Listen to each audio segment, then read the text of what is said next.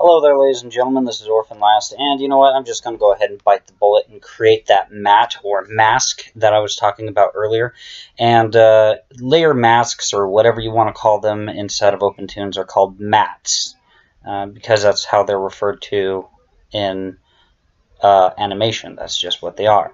So I'm going to go ahead and create new level. I'm going to call it matte, M-A-T-T-E, okay, and I'm going to go OK. And I'm just going to go ahead and find the specific frame that I need it in. So it looks like it's going to be in these two frames specifically. And I'm working outside of these two sub-X sheets because I have a vantage point of this character and I have a vantage point of this character when I'm outside of this here, outside of these two sub-X sheets. So let me go ahead and pull out my brush tool, and I'm going to go ahead and create the only level that I need for this particular thing. So I'm going to go ahead and actually just draw out a shape that I want the impact to be. And then I'm going to go ahead and just change the color real quick by double clicking on the style, and I'm going to change it to an obnoxious red, and I'm going to get a fill, and I'm going to go ahead and fill in that area.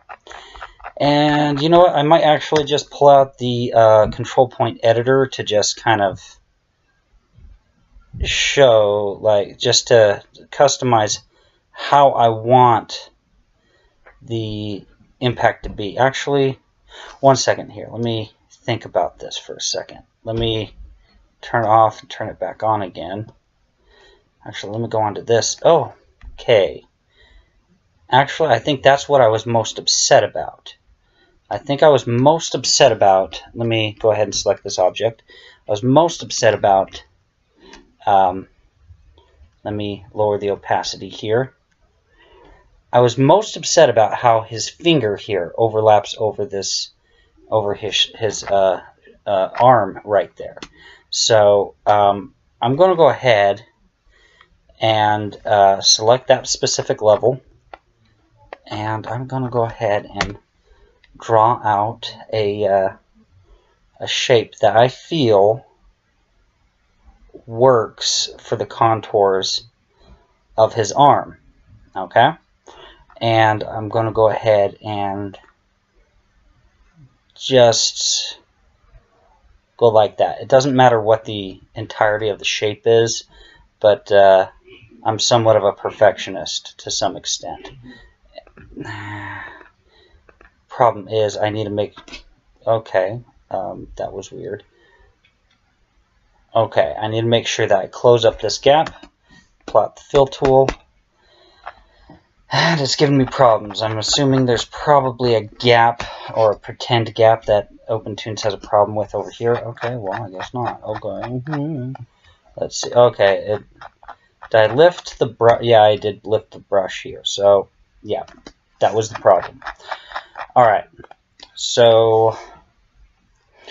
Okay, so actually I don't think I need to have this column covering two different levels all at once. I think it's just, well, no, actually I do, because this specific pose on the Hitman, on the Punching Man, seems like it continues for 3 separate frames. This one, 19, 20, and 21. So that's all that this whole column is going to address. I'm going to call this this column matte, okay? I'm going to activate it for the preview mode, and I'm going to go ahead into my animation room, and I'm going to go ahead and bring back the opacity to my Punching Man, because there's no reason for him not to be. And so here's my matte right here. So I'm going to go ahead and, like, let me just show you last time I showed you how to work with the effects schematic, I right-clicked directly onto this little plugin. I'm going to just show you what happens when I don't, which is fine. Let's see, matte. And I'm not really quite sure if I want matte in or matte out. So I'm going to say matte out. I don't know. Gonna call this the source. And I'm going to go ahead and plug this into the X sheet, and the X sheet plugs into the output. Okay? And no, this is the matte. It's not the source. And I want the source, basically the thing that's being matted, is going to be the punching man. And let's see how that looks in the preview mode. Let me let it render. Okay, so this is what it looks like after it renders a little bit. So we can see the matte is there on that specific level. And, oh fudge, that autosave that you just saw pop up made it so I have to re-render some stuff. Alright, let me re-render it. It's taking an extra amount of time to render all of this, because I have 3 different effects on the punching man, 3 different effects attached to the hitman, and then now I'm adding an additional effect. And so this is pretty intensive.